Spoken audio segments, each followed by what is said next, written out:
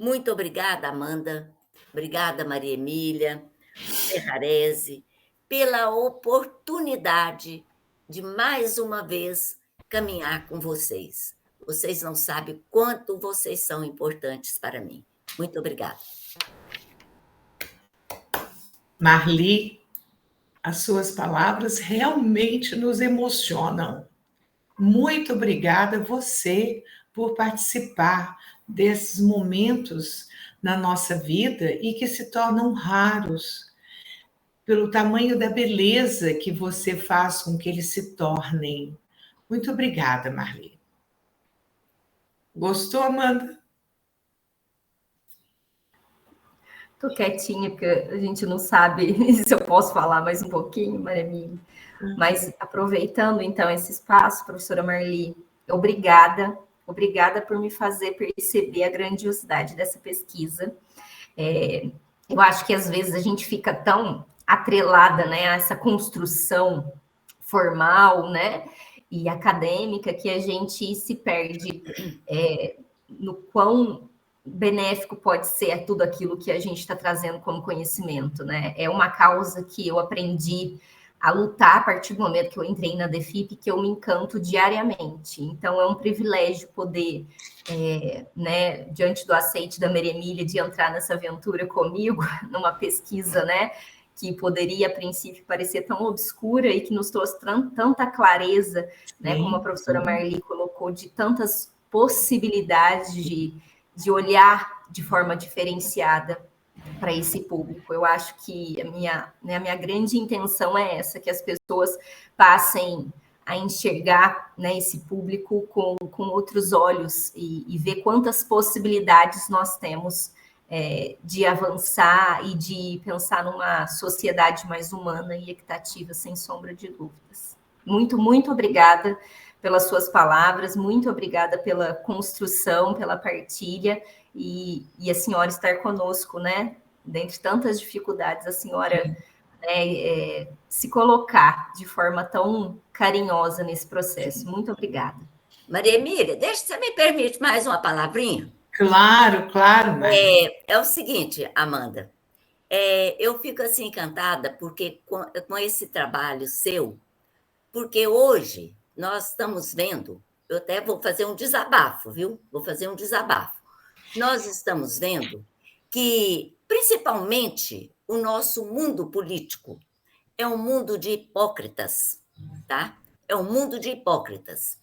Eles não veem essas pessoas como você viu, Amanda. Eles não vão lá eu falo aqui porque eu tenho conhecimento aqui das APAI, frequento as duas APAI, tanto de Aragarça como de Barra do Garças, frequento o mundo hipócrita que nós estamos vivendo. Sim. Eu vejo, Amanda, pelos povos indígenas, é o que eu trabalho, a hipocrisia desse povo. Eles não aceitam índios, Eu vejo aqui, Amanda, eles pegam índio, levam para Brasília para fazer movimento, aí soltam os coitados aqui na rua e eles ficam pedindo pão, pedindo abrigo. Quantas vezes em minha casa, ou eu mesmo pago hotel para eles ficarem conhecidos. E vivem nessa hipocrisia, usando hoje os indígenas. Foi o que eu falo até para uns que são meus amigos que vivem aqui dentro de casa. Já está na hora de vocês abrir os olhos e parar, deixar de ser massa de manobras para esses políticos sem escrúpulos, que só usam os seres humanos para o seu benefício próprio. Você me desculpa, porque eu fico indignada, Maria Emília, vendo. Certíssima, Maria. Os povos indígenas estão passando fome. Os povos indígenas. Vai aqui nas aldeias para ver se tem alguma benfeitoria lá. Sim. Vai lá para ver como é que eles estão vivendo. Agora as pessoas ficam nessa hipocrisia. É um bando, vocês me desculpam, porque o momento até não é para isso. Mas, né, Ferrarese, de ficar desabafando. A hipocrisia que vive esse povo. E as creches aqui, as creches, as APAI, não têm a menor assistência.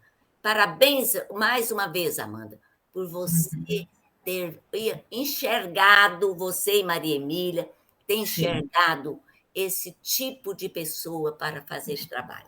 Parabéns, mais uma vez. Então, Marli, às vezes a gente já tem momentos que a gente não espera que eles venham a acontecer, mas é bom que aconteçam para que as pessoas todas abram os olhos e que percebam que a gente vive assim numa bolha, sabe? Como você disse, como massa de manobra, e que na verdade não é nada disso. Coloco lá, eu já sabia disso, que levo os indígenas, na verdade, lá para Brasília para fazer todo aquele oba-oba, tá? Eu sei disso porque eu tenho uma nora que é professora na Universidade Federal do Amazonas e ela me conta todas as coisas que efetivamente acontecem por lá em relação ao movimento indígena, mesmo dos Yanomamis, ela não pode nem ouvir mais falar, porque ela disse é tudo mentira, isso é tudo descaramento, isso é tudo hipocrisia, não está acontecendo nada disso, nem estão fazendo nada disso que estão dizendo.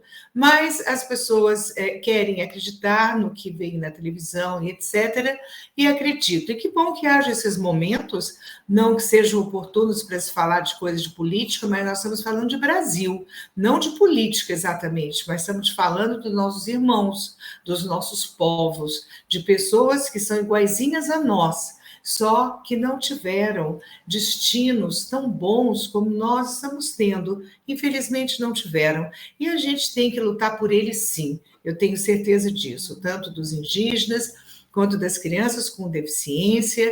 E realmente eu acho muito importante, eu achei muito bom, Amanda, em muitos momentos a gente dizia isso, de ter essa coragem, até tem uma música que diz alguma coisa assim, de ter a coragem de trazer à tona esses temas, dessas coisas que acontecem, e não são pessoas culpadas, um ou outro, não. Isso já são políticas públicas que vêm há muito tempo, e elas se repetem. Não fique... Esse sempre discurso dominante do Bourdieu, sabe? Ele se repete constantemente. A gente precisa fazer alguma coisa para quebrar essa hegemonia. Então, eu acho uma coisa que eu gostaria de falar aqui agora é que eu achei encantadora, Amanda e Ferrarese, que a Daniele não, a coordenação da DEFIP, na figura da Juliana e da outra professora, elas estão aqui presentes porque elas também estão envolvidas nesse processo de melhoria, de qualidade cada vez maior. Elas estão, sim, aqui atentas e ouvindo e escutando. Vamos ver o que a Amanda tem a nos dizer, do que ela viu. Seja se a gente pode achar legal, mais ou menos, ou nem tanto, mas a Amanda viu e vai nos mostrar. E se estão aqui, é porque são pessoas que têm uma consciência, que são pessoas realmente, são educadoras, porque têm realmente a vontade de mudar. Sabe, Ferrarese, eu pensei muito nisso, passamos alguns dilemas, Amanda e eu, você sabe disso, mas quando a gente vê, a gente quer fazer alguma crítica que seja positiva, porque a Amanda está no meio do processo. Ela também se encontrou com muitos problemas e ela quis mudar. Então, esse desejo de mudança da Amanda é que me deixou mais à vontade, que eu passei a me sentir melhor, sabe, Marli, ao longo da pesquisa, que teve alguns momentos que eu não sabia para onde me virasse, que eu ficava muito mal. E graças a Deus a gente conseguiu, porque onde há verdade, onde há transparência, não há pecado, não há punição. Então, assim, a gente se sentiu muito à vontade, né, Amanda? Tá bem? E é isso aí, a gente não foi hipócrita, que bom, né? Obrigada, Marli, mais uma vez, você só nos honra com a sua presença e muito obrigada pelas suas palavras elogiosas para mim, eu me sinto muito honrada, pode ter certeza, viu? Muito obrigada, tá?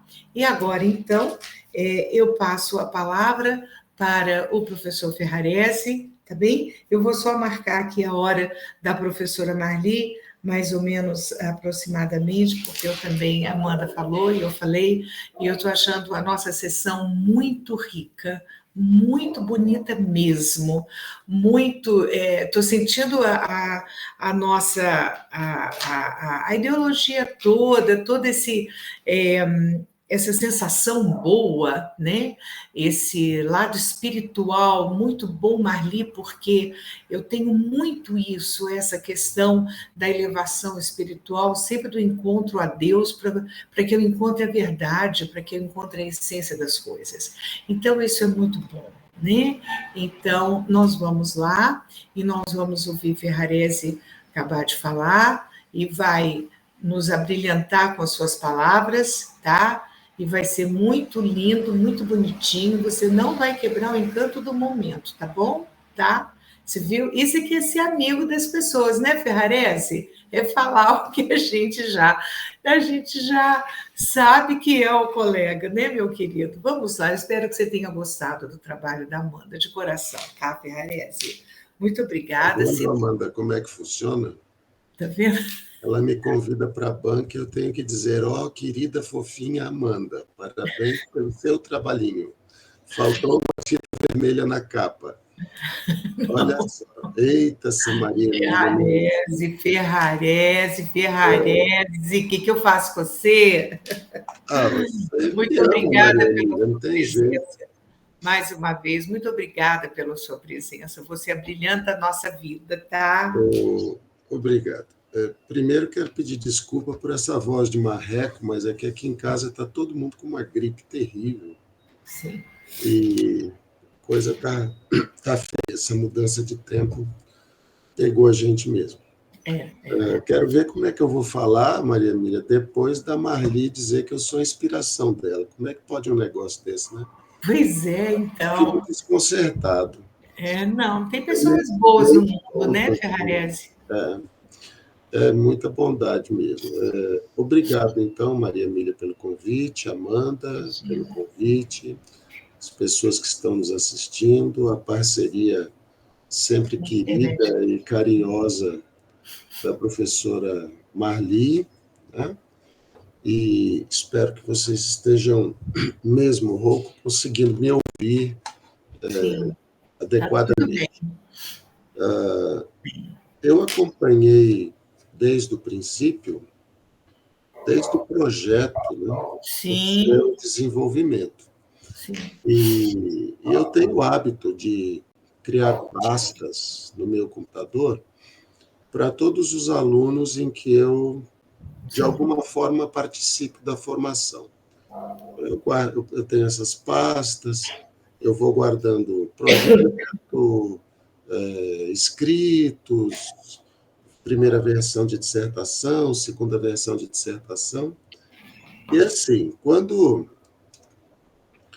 a gente pega o seu projeto e a sua dissertação final, a gente vê um crescimento absurdo nas concepções de inclusão. E isso, para mim, já é suficiente, porque, no fundo, embora o letramento apareça até no título da sua dissertação, a sua dissertação é uma dissertação de educação sobre inclusão. Tá? Esse é o pano de fundo. É como é que ocorre essa inclusão e o letramento entra como uma das ferramentas possíveis para se proceder a essa inclusão. Então, a primeira coisa que eu queria ressaltar é que, na minha concepção, o mestrado não é um curso de formação técnica, da mesma forma que a sua dissertação não é uma dissertação sobre letramento. Entende? Quer dizer, a formação técnica do mestrado, ela existe para construir pessoas com uma visão científica capaz de mudar a sociedade. Isso é mestrado. Se o mestrado não fizer isso, ele não presta para nada. Porque se for só para dar formação técnica, sabe, faz um cursinho online aí cheio de slide, a pessoa decora os slides e tem formação. Então, por que a gente tem um mestrado em educação? Porque nós estamos vivendo, nas últimas décadas, períodos de trevas na educação brasileira. E mais acentuadamente, nos últimos 6 anos, depois que o Temer assumiu, entrou BNCC, novo ensino médio, isso se agravou enormemente. E a gente sabe que nem o governo Temer, nem o governo Bolsonaro estavam nem aí para a pessoa com deficiência, porque eles não têm visão humana do mundo. A preocupação deles não era essa. Então, isso está culminando, Amanda. Eu passei a mensagem lá na nossa igreja nesse final de semana e eu estava conversando com eles. Isso está culminando num mundo em que crianças de 4, 5 anos são mortas a machadadas. Então, nós estamos chegando numa situação de desumanidade, de desamor, em que seria imbecil do governo manter um curso de mestrado no custo que esse curso tem para dar formação técnica para as pessoas. Então, nós usamos a formação técnica como um instrumento para a construção de educadores humanizados que consigam enxergar a profundidade dos problemas que nós temos. Porque, senão, o menino está morrendo na sua frente, por dentro e por fora, e você está tentando ensinar redação para ele. E esse é um problema gravíssimo. Né? E quando eu comparo, então, eu fiz isso, quando eu comparei o seu projeto com a sua dissertação final, eu fiquei feliz porque eu disse, Amanda conseguiu. Sim, sim. Amanda não apenas incorporou uma quantidade enorme de informações técnicas e científicas, mas Amanda mudou a sua visão do que seja o problema que ela está estudando. Isso. Então, agora, na última versão da sua dissertação, Sim. que já melhorou enormemente em relação à versão da qualificação, Sim. você já não está falando mais de letramento ideológico, letramento XYZ. Você está falando de usar isso para transformar vidas. Então, a sua dissertação ganha densidade, ela ganha peso. Esse é o primeiro ponto que eu quero ressaltar. É que a minha avaliação é que a Amanda que está saindo do mestrado não é a Amanda que entrou no mestrado. Sim. Ao longo do percurso, você descobriu que o problema verdadeiramente era outro, o problema é mais profundo, o problema é mais grave, e a gente precisa lidar com isso de uma forma humanizada. E que a técnica não se sobrepõe, não pode se sobrepor à humanidade. É o contrário. Você usa a técnica, você usa o conhecimento científico para que você possa alcançar os seus objetivos humanos. Né? Então, o primeiro ponto que eu quero ressaltar é esse, que eu vejo no seu trabalho o reflexo de uma nova Amanda mais consciente, mais densa nessas questões de inclusão e tudo mais. A segunda questão que eu quero ressaltar é que, do ponto de vista do crescimento textual, como a Marli falou, nem sempre uma ideia boa dá um texto bom, né? E é verdade, tem muita ideia boa mal escrita. Mas, do ponto de vista textual, também a dissertação cresceu muito. Tanto que eu nem fiz correções mais para te mandar, porque eu acho que o texto não tem que alterar nada, mudar nada, acrescentar nada. O que acontece é aquele problema de sempre, que eu falo em todas as bancas. A gente pega um texto e lê tanto que a gente fica com estrabismo textual. Não enxerga mais o que está escrito. Que a gente leu tanto, que a gente fica cego.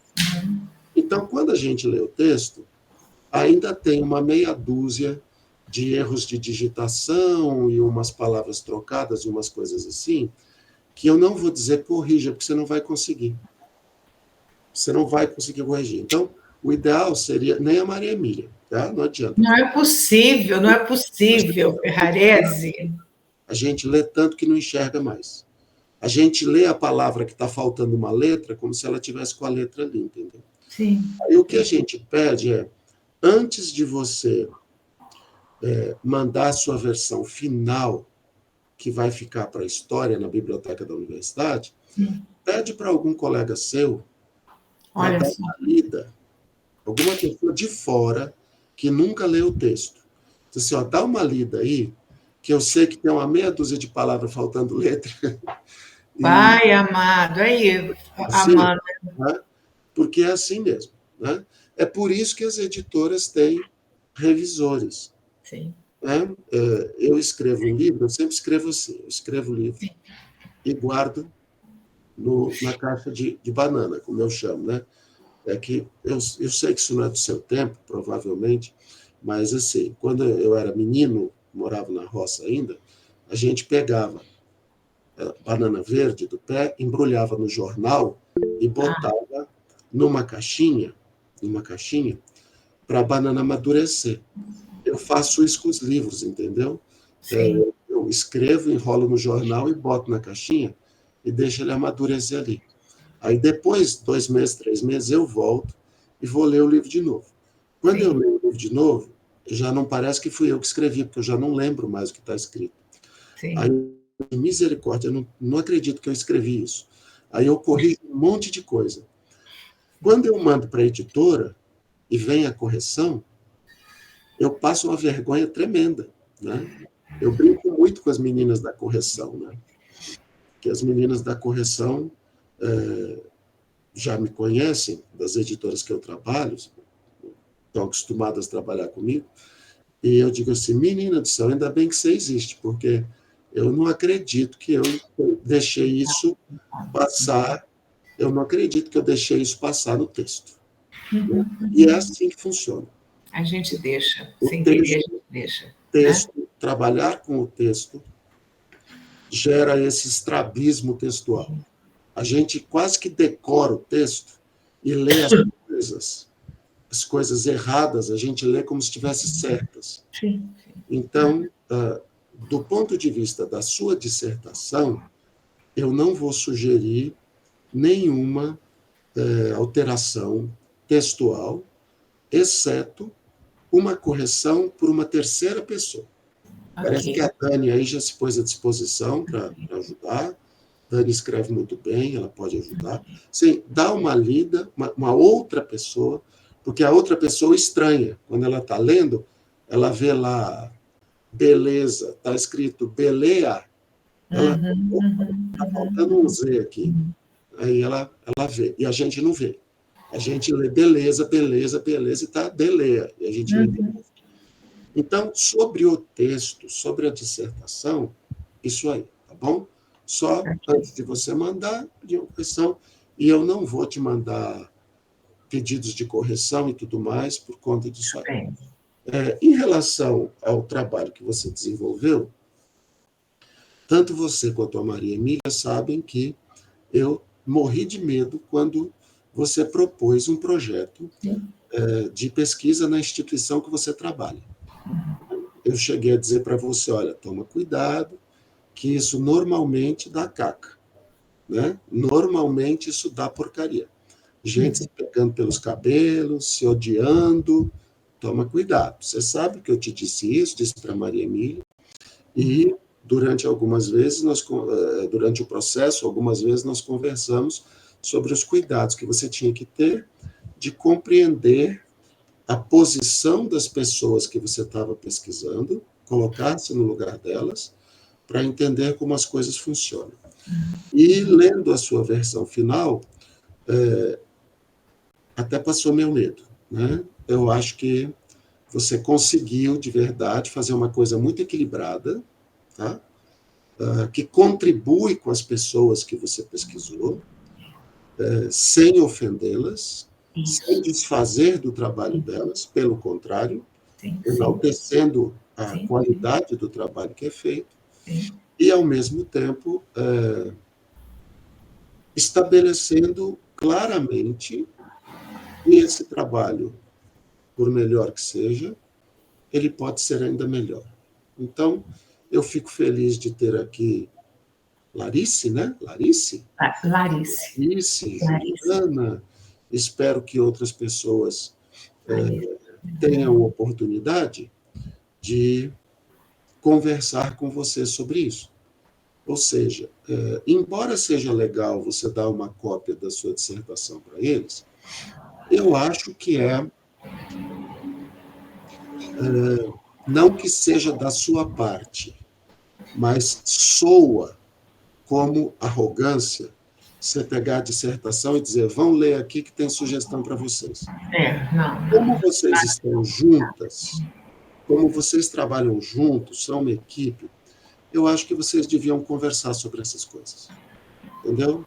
Olha, vamos sentar juntos, vamos conversar sobre o que eu consegui descobrir aqui, com a ajuda da ciência, e o que a gente pode ajudar, né? Se eles quiserem ler, será um prazer para você oferecer o trabalho.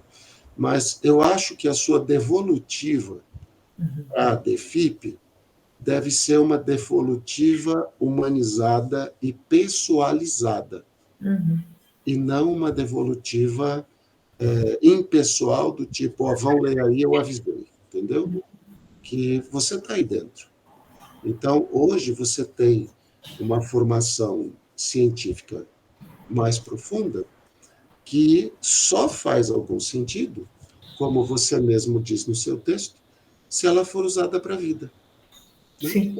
Então, converse com eles, converse com seus colegas, marquem grupos de trabalho, procure explicar as coisas e tudo mais. Né? Eu acho que vai ser uma devolutiva bem carinhosa, bem agradável, né? A DEFIP vai acolher isso, e o que for possível dentro dos protocolos institucionais, já se pode, né, sugerindo uma pequena alteração, uma pequena mudança, e tudo mais. Eu queria tratar um último aspecto, uma última coisa, antes que Maria Emília me mande ficar quieto. Olha que tá joia. É o seguinte, nós discutimos isso ao longo do tempo, e eu queria reforçar isso com você, porque eu acho que você devia escrever um livro sobre isso. Pronto. Você escreve bem, a sua experiência com a DEFIP foi legal, e eu acho que da sua dissertação pode sair um livro legal sobre isso. Não a dissertação publicada, porque a dissertação é um estudo de caso. Sim. Você foi aí numa instituição e fez um estudo de caso. E livro de estudo de caso, a menos que seja um caso raríssimo, não costuma ser muito legal. Sim. No seu caso, não é um caso raríssimo, é um caso comuníssimo, né? As pessoas... Então, eu queria reforçar isso com você, porque eu acho, assim, de verdade, eu estou te estimulando a fazer isso. Olha que legal. Eu acho que nós temos meios de publicar isso. Se a própria DEFIP não tiver a intenção de publicar, se vocês não tiverem canais de apoio que possam fazer, eu posso apresentar você para o Sérgio, que ele pode publicar isso na coleção Ciência, na CRV. Então, tem muitas formas de fazer isso. Você sempre se colocou à disposição para nos ajudar. Eu estou tentando demais fazer com que Luciana Barcelona, que você também indicou a escrita de um livro, estou puxando, mas é difícil. Eu gostaria que você mantivesse a palavra com ela, e agora com a Amanda eu vou achar muito bom. Viu? Não, existem caminhos que permitem essa publicação com uma certa rapidez, porque é o seguinte, querendo ou não querendo, banco de tese e dissertação Só quem lê é aluno de pós-graduação. E esqueça que professor e gente comum vai procurar coisa para ler em banco de tese e dissertação, né? Sim, é verdade. Olha só. Agora, livro o povo gosta. No Brasil, se lê mais livro que artigo. Por isso que eu fico com raiva da CAPES, que a CAPES valoriza tanto artigo. Sim. As pessoas não leem artigo, cara. Quem lê artigo é aluno de pós-graduação. O brasileiro, ele gosta do livro e de pegar na mão dele e sentir o cheiro do papel. É verdade. Então, eu estou te estimulando, Amanda, de verdade, porque eu acho que você podia escrever um livro sobre isso. Sobre o quê? Sobre inclusão. Uma nova perspectiva de inclusão. Tá? Por que eu falo isso? Acho até que eu já contei para vocês, não sei se eu contei, se não contei, continuo. A última cidade que nós moramos, quando a minha esposa ainda estava trabalhando fora, né? Porque dizer que a esposa não trabalha mais é sacanagem, né? Porque dentro de casa, misericórdia, o que se trabalha dentro de uma casa, mas ela trabalhava como professora. E ela cuidou do departamento de inclusão da prefeitura. Ela era diretora do departamento de inclusão. Tinha um centro de inclusão, tinha um centro de tratamento de saúde, só para os meninos incluídos, tudo da prefeitura. E estava, naquele tempo, surgindo essas leis de inclusão, esses negócios, esses programas e tal, e ela sofrendo muito, os professores sofrendo muito para fazer o negócio funcionar. Ele leu o que eu escrevi. E eu comecei a acompanhar de perto o processo.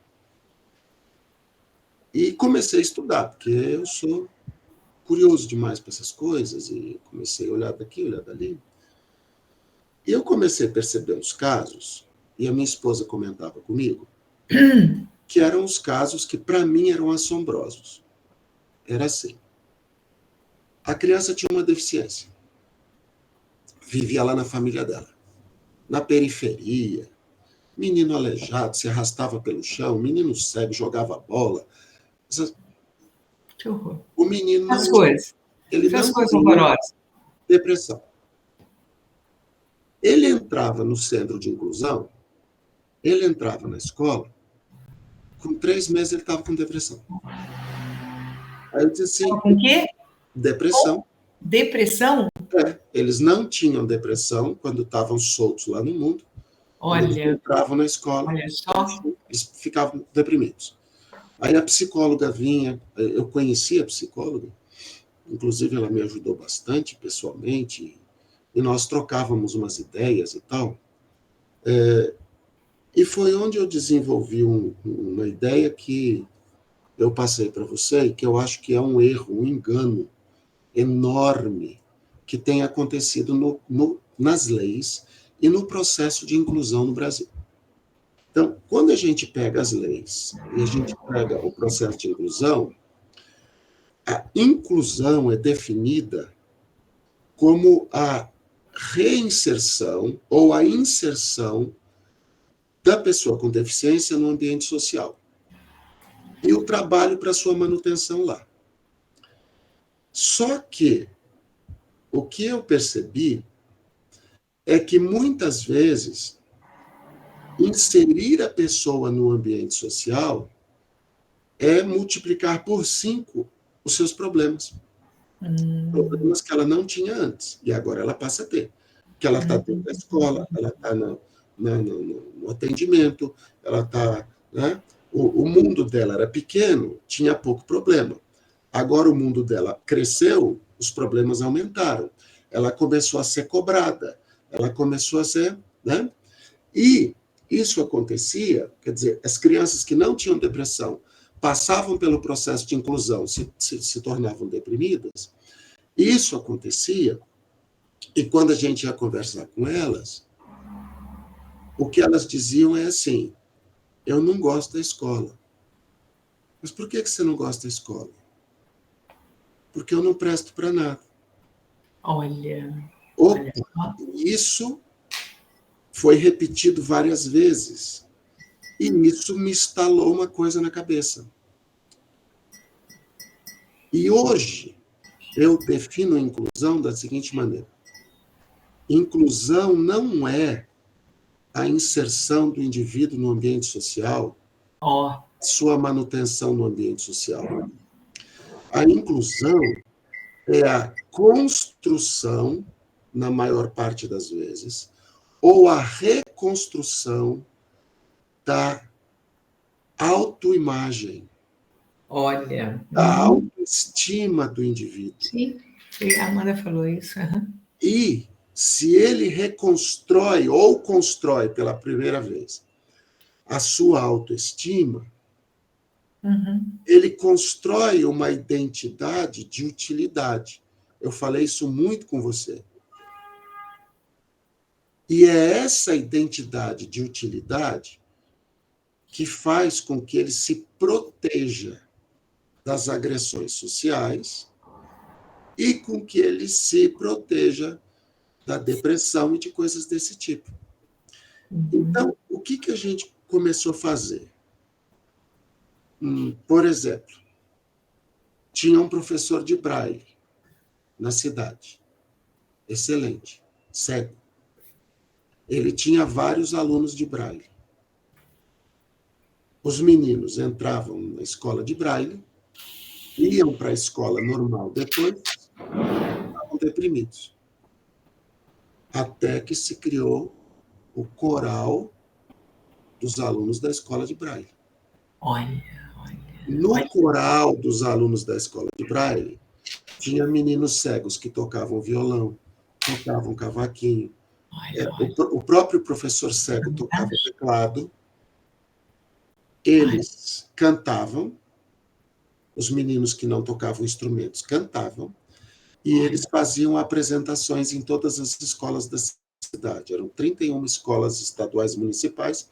Eles iam de escola em escola, os meninos Maravilha. fazendo apresentação. O que começou a acontecer?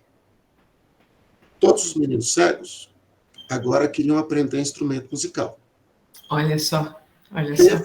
Teve adulto cego que começou a cantar em bar.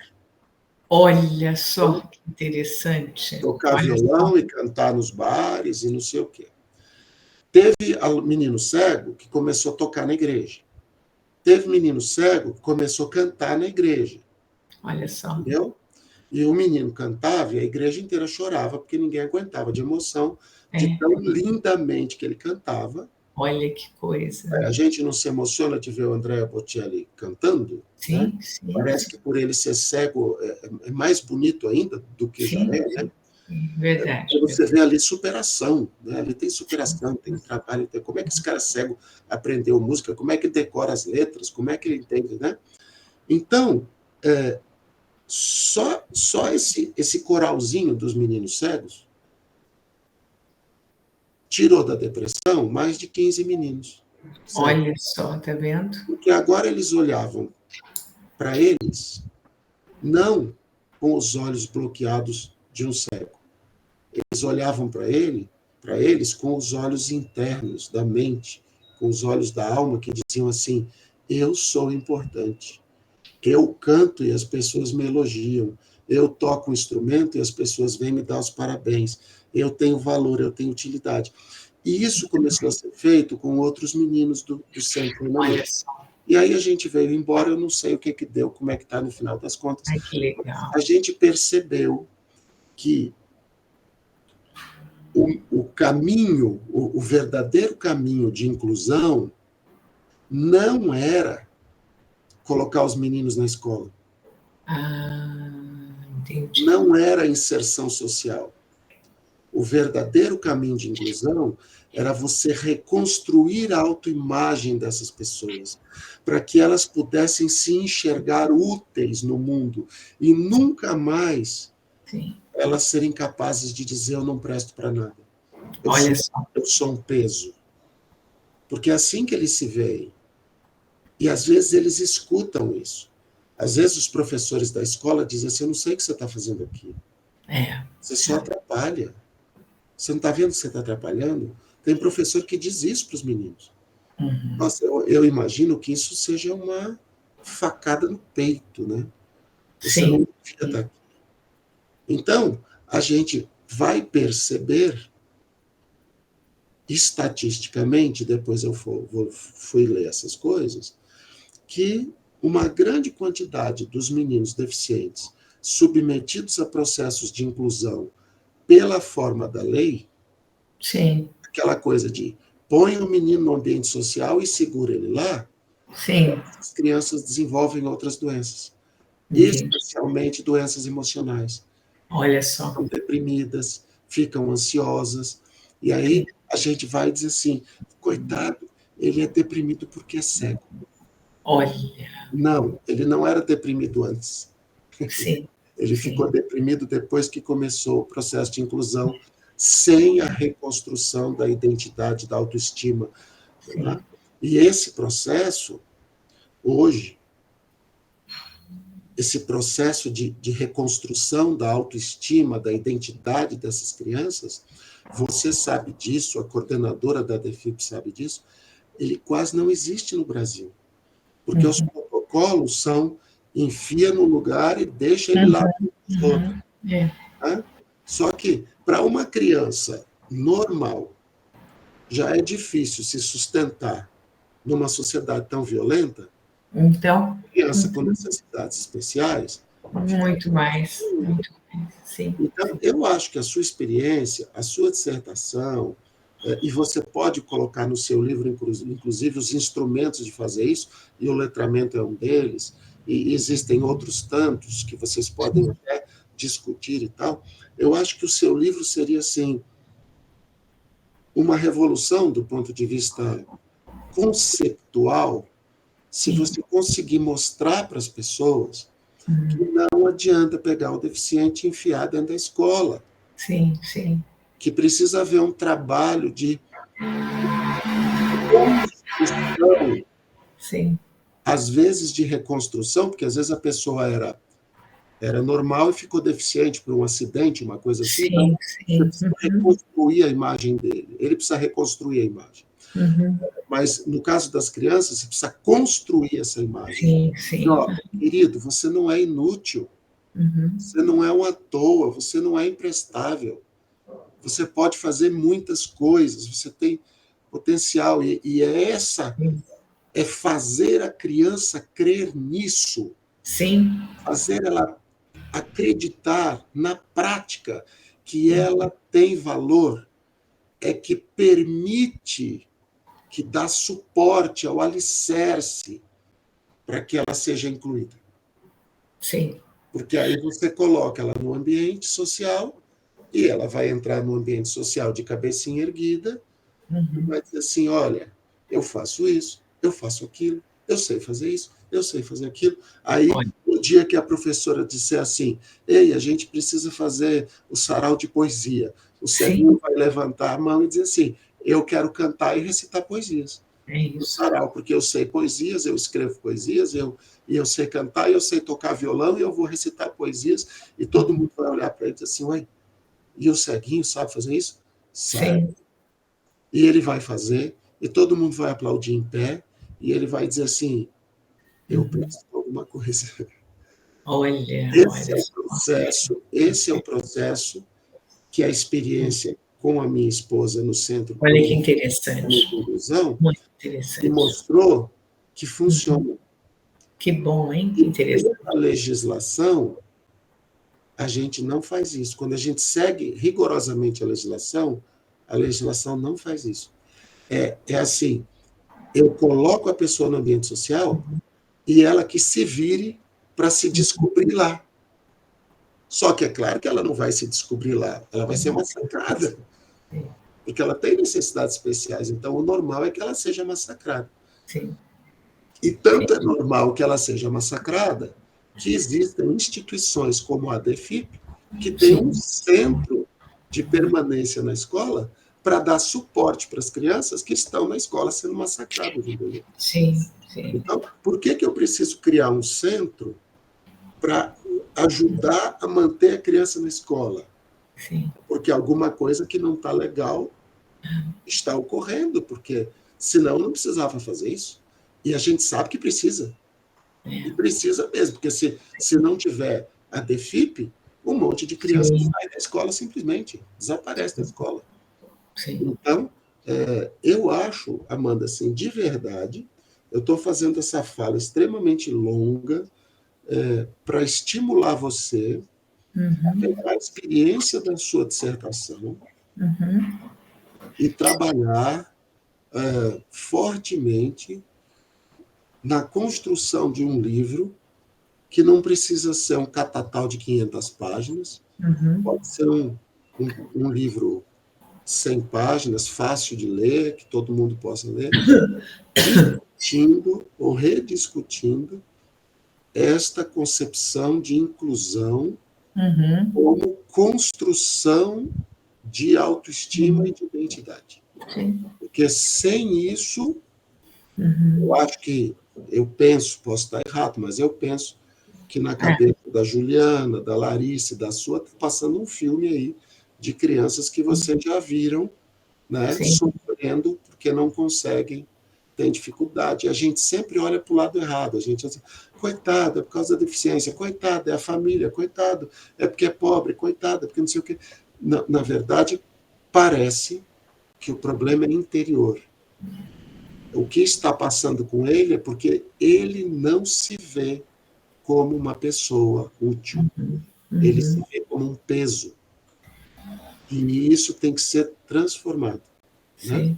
Perfeito. Essa coisa do peso. Então, eu acho que você traria uma excelente contribuição ao mundo da inclusão das pessoas se você tratasse disso, porque eu acho que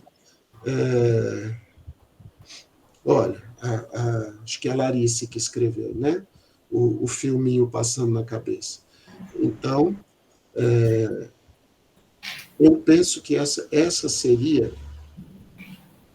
mais do que a sua dissertação em si, a grande processo pelo qual você passou.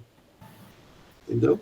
A dissertação fecha o ciclo de formação técnica e tal, e você, com a construção dela, amadureceu suficientemente para sentar agora e dizer, eu vou fazer um livro que vai discutir isso profundamente, para que as instituições dedicadas a esse trabalho tenham a oportunidade de pensar essa reconstrução, ou essa construção, na maioria dos casos, da visão que essas pessoas têm de si mesmas. Né?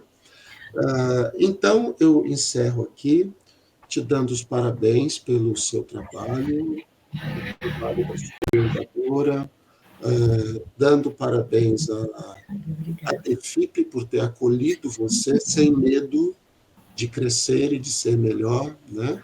Existem instituições que têm medo de crescer e de ser melhores, então eles não querem que ninguém pesquise eles, né?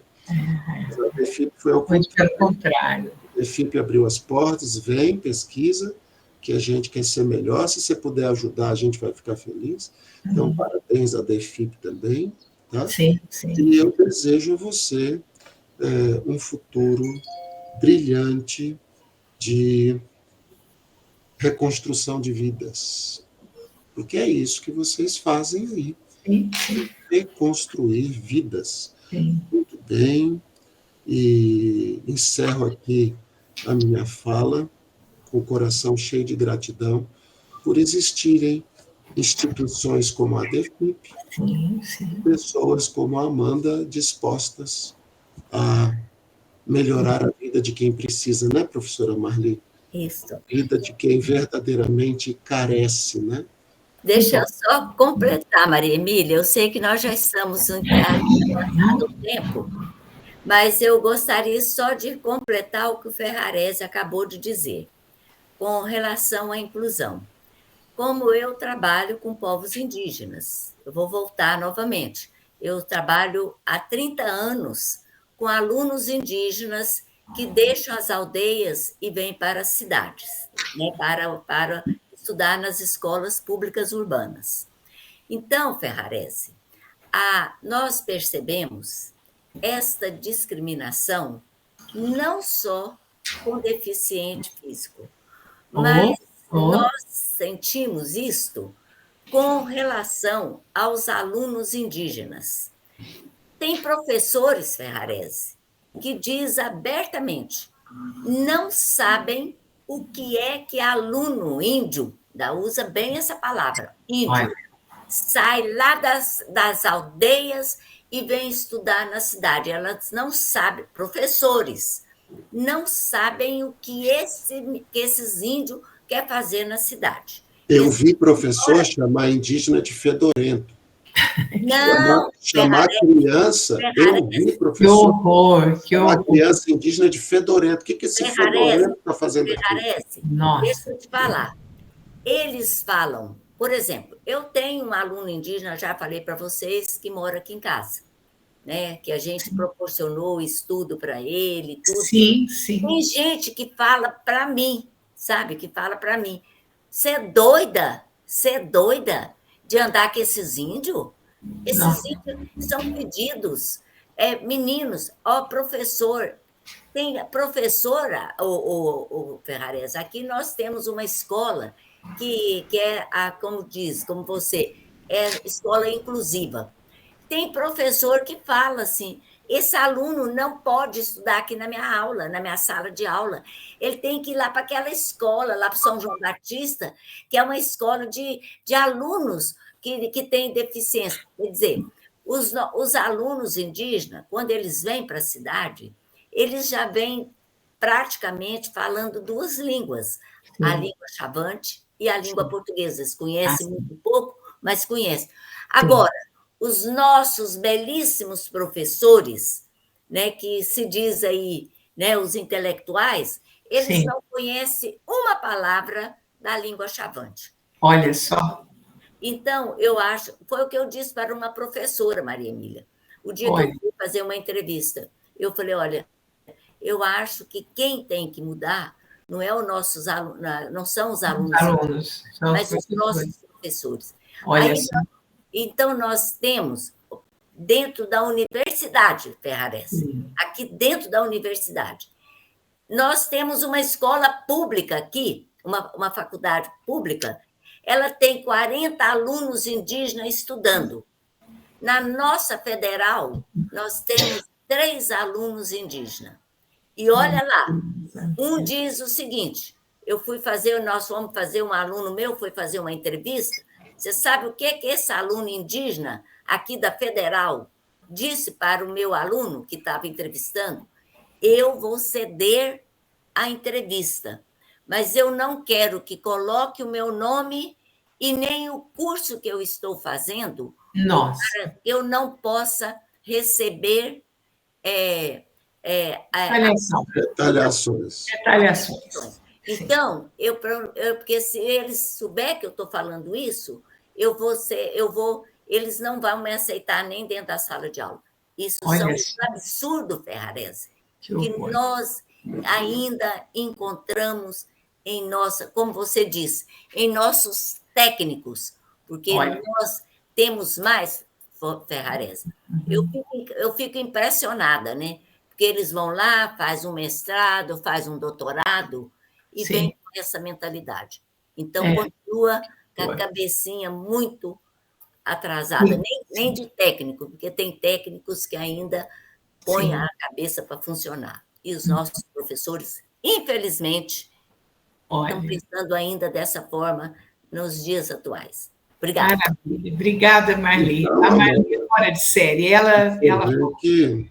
Você vê que a questão da inclusão, sim, ela afeta também um conjunto de não portadores de necessidades físicas especiais, mas portadores de necessidades sociais, né? Que são os indígenas, negros, LGBT e outros grupos. Então. Discutir a inclusão no seu livro pode ser uma forma de atingir essas pessoas também, né? Mais do que simplesmente os deficientes, tá bom? Sim. Eu gostaria de falar rapidamente, desculpa, Ferrarese, pegando só um gancho da questão do livro, em que sentido que eu digo, Amanda, que eu poderia ajudar, não, que eu diria para você fazer. Você poderia pegar o letramento como um pano de fundo, mas, por outro lado, naquelas receitas, entre parênteses, do que pode ser feito além, com as práticas de leitura e escrita, e você desenvolver algumas estratégias, alguns exercícios, algumas coisas tão simples como você escreveu, como nós mesmos falávamos. Aqui, por exemplo, quando se falou nessa palavra elefante, por exemplo, a gente pode construir um pequeno teatro, um cenário, uma coisa, criar uma historinha, falar para o aluno fazer, para o aluno criar. Lembra-se que nós comentamos isso até na qualificação, né? O que eu estou dizendo? Que a gente poderia fazer também, ficaria muito interessante, você fazer uma espécie de algumas estratégias, uma cartilhazinha dentro do trabalho com leitura e escrita, tá? De hipóteses, Marli, e colocar no livro também, tá? Olha, pode fazer assim, assim, assim. São sugestões de coisas interessantes de se trabalhar. Você não trabalhou com isso, porque não era no seu trabalho, não precisava colocar isso. Mas outras sugestões de leitura, como texto como objeto social, sim, e ficar muito interessante como umas receitinhas interessantes que atraem muito. E eu posso passar para você isso, Amanda, tudo bem? Tá? Aí a gente escreve junto, não. Eu ajudo, eu colaboro com você na escritura do seu livro. Tudo bem, minha querida? Tá? Muito obrigada, Marli, muito obrigada, Ferrarese, muito obrigada, Flávia. Foi uma manhã maravilhosa, Amanda. Maria Emília, posso pedir desculpa, interromper um minutinho só? Não queria deixar a senhora encerrar. Esqueceu de dar o retorno da Amanda, Maria Emília. Você está tão empolgada que você esqueceu de dar o retorno da Amanda. É o mais importante, né, Ferrarese? Mas antes um minuto. É que você saiu da tela e eu achei que você estava querendo sair com pressa. Desculpa. Não, eu só estava bebendo água. Ah, tá bom. Ok, desculpa. Só antes da gente finalizar, eu sei que tem todas essas formalidades, mas só para pontuar, né? Eu acho que o meu conforto nessa pesquisa sempre esteve no fato de que a DEFIP é sim uma instituição que vê exatamente o que o Ferrarese finalizou na sua fala, uma instituição que trabalha sempre olhando para essa potencialidade, não para a deficiência. Então, o meu conforto sempre esteve aí, e essa porta aberta significou mesmo essa possibilidade de levar a equipe a uma releitura, uma ressignificação, uma nova possibilidade aí. Então, acho que o meu conforto sempre esteve aí. Mas eu preciso dizer também, Ferrarese, que as suas falas ao longo dessa minha caminhada sempre foram muito encorajadoras, e que o desafio de escrever um livro eu vejo como um propósito na minha vida, porque eu tenho certeza que hoje eu estou na DEFIP não é por acaso, né? A gente não tem espaço para eu contar como eu cheguei lá, mas eu tenho certeza que eu fui colocada nesse lugar, né? E eu tenho, sim, uma missão a ser cumprida, e talvez o livro seja parte dessa missão, sim, de mostrar para as pessoas e para esse mundo que é necessário olhar para todos com um olhar de equidade e de respeito. E eu sonho com um dia que a gente não fale mais sobre inclusão, que não seja necessário discussões como essa, e que a gente discuta práticas, né, de educacionais num contexto em que todos possam aprender da maneira como é possível, né? Que a gente não discuta políticas públicas para que essas pessoas estejam nas escolas, mas que elas estejam simplesmente, que evoluam de acordo com as suas especificidades, com a sua subjetividade. Que os povos indígenas se vejam, né, professora Marli, em todos esses espaços, que eles não precisem conquistar as escolas formais, né, não precisem conquistar um olhar de respeito.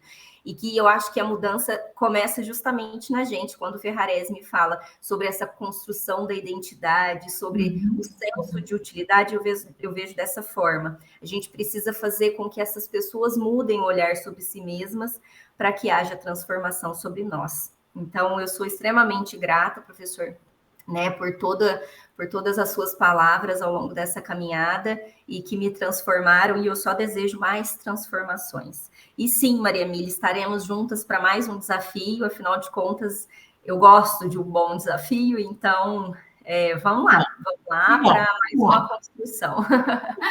Pode contar comigo, você sabe disso, né? Tá?